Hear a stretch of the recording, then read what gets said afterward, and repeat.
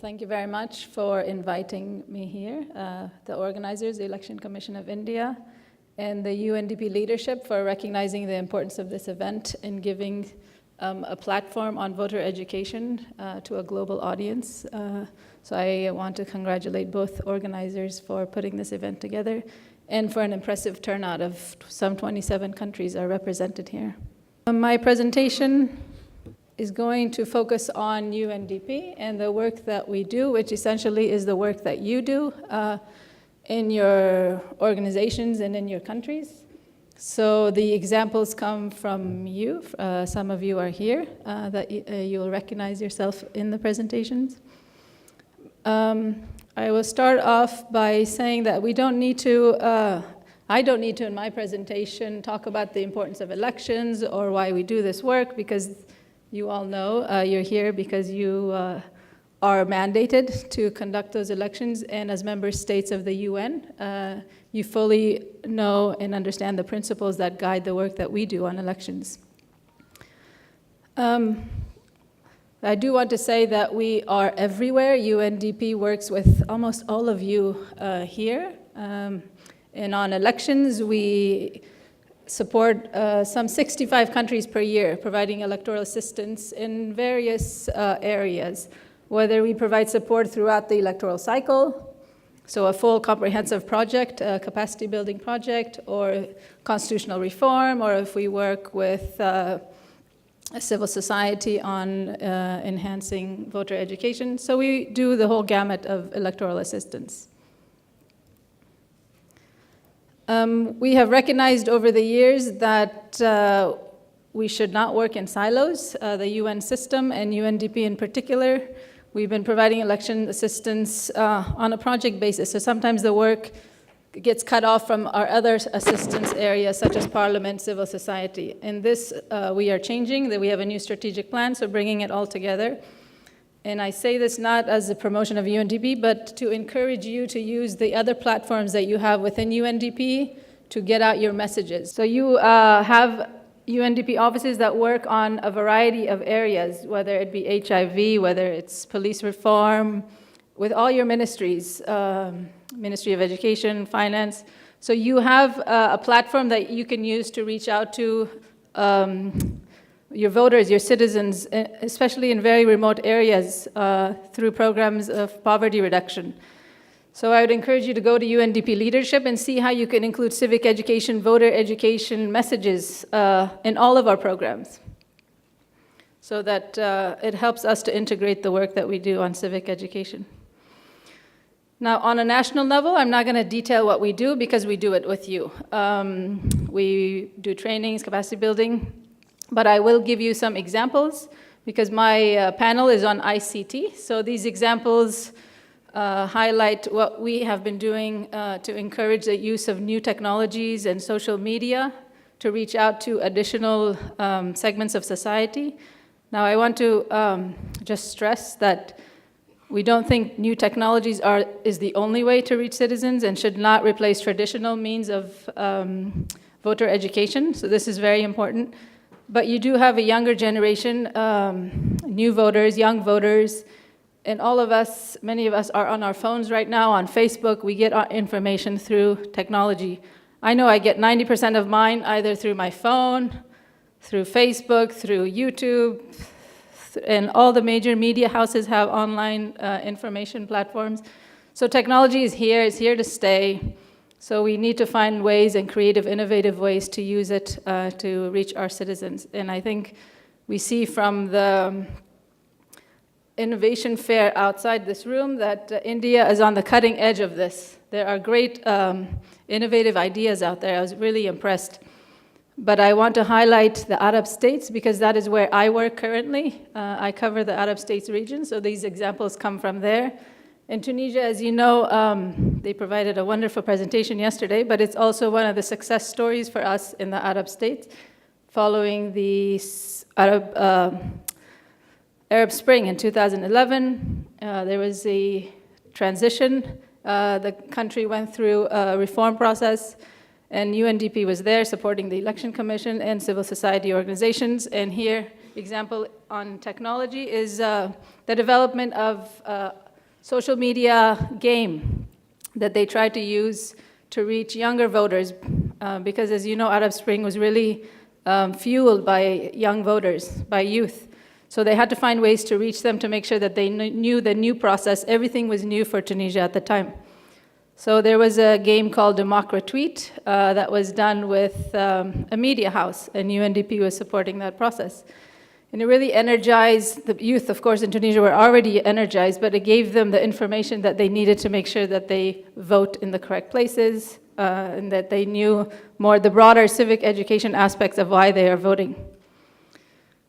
And another example of how technology you can incorporate is, from Tunisia, is the use of YouTube. Of course, many of you already do theme songs for elections, but in Tunisia, they uploaded that on YouTube, and it really went viral.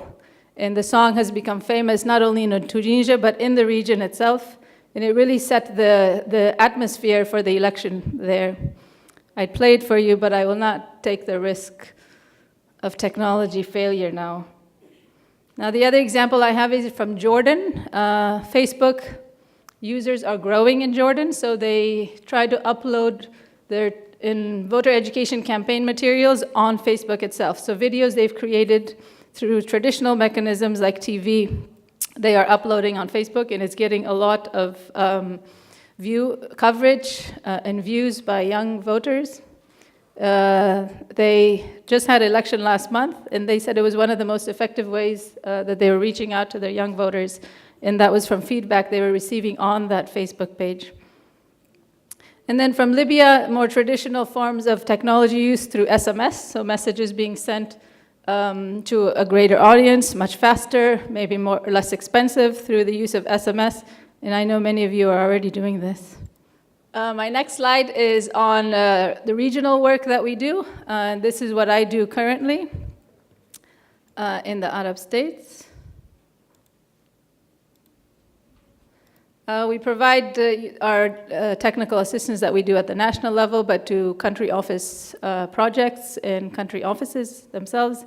And we also facilitate the exchange of experiences like this event here today. And I will focus on Arab states, in particular what we are doing right now. We have a big focus, as you know, elections are not new to the region, but they are new to some countries in the region. So we're trying to enhance the knowledge that is already existing in the region on elections through information, collecting information, disseminating information.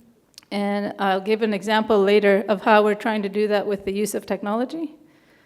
We also are working with Arab BMBs with the establishment of the new organization that Commissioner Safa from Iraq explained already.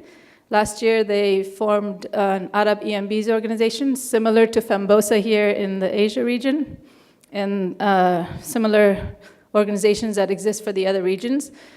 They were the only region that didn't have this network, so they now have this organization. And through Arab EMBs, we're trying to reach a greater number of voters, providing the information through various means. They have a website that is really growing in number of viewers from all of the commissions in the region. And then we also work with the regional organizations, League of Arab States, particular focus on women and youth in that region.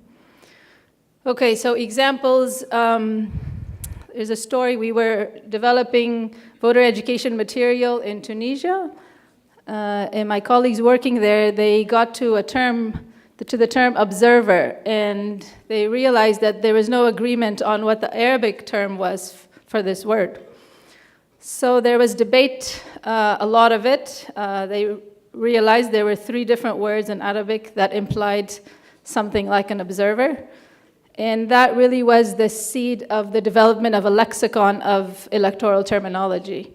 We realized that not only in Tunisia, but in all the Arab countries, there are variations. And because elections are new, particularly as a profession, the terminology is not coherent. So this lexicon took 2 years because we involved experts, judges, to really sit together and come to agreement on key terms that we use in the election world. Now, I included this in the ICT presentation because we are now in the process of developing an application so that youth can also get access to these terminologies and develop games for it. And maybe we'll look to India for assistance. Facebook, so I mentioned we do capacity building and information generation. One of the ways we're trying to reach young people is through universities. So last week, in fact this week, we had a course with St. Joseph University in Beirut on electoral systems. So we're trying to bring electoral topics to the academic world to try and reach students and graduates. And we were very effective in using Facebook to advertise that initiative through the university. And we got a third of the students came through Facebook. They found the information on Facebook and they registered to take the course. So another example of how you can expand your reach using technology. And then another example from our region is from an Arab EMB's workshop we did on voter registration last year. We brought voter registration experts in a platform like this, and they exchange information. But when they left, they formed their own group on WhatsApp. And ever since then, they are communicating on a very regular basis, sending information on what they're doing, sending updates, asking questions from other countries. So really, this WhatsApp has become a way of sharing information among professionals working in EMBs. On a global level, we do policy work as well. We get our guidance from headquarters on policy issues, and also knowledge products are generally produced globally. On examples for technology at the global level is our online courses through, we have a EC-UNDP office in Brussels, and they support the development of online certification courses on elections.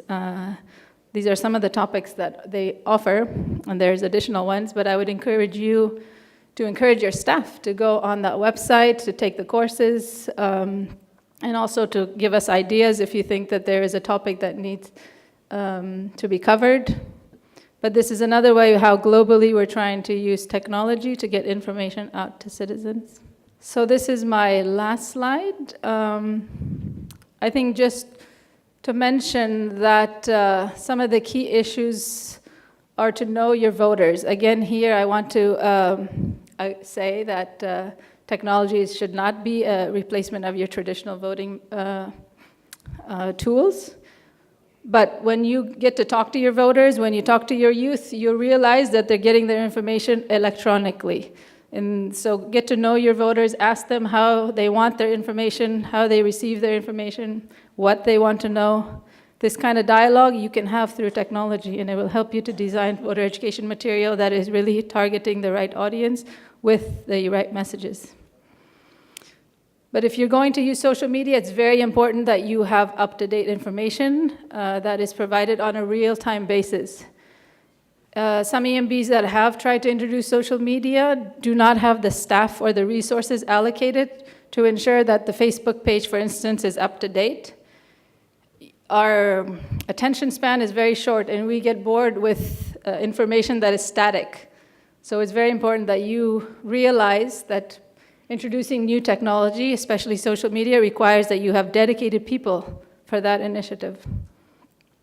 And then finally, I'm not going to talk about this very much, but it's very important, and you all know the sustainability of introducing ICT in elections, including in voter education.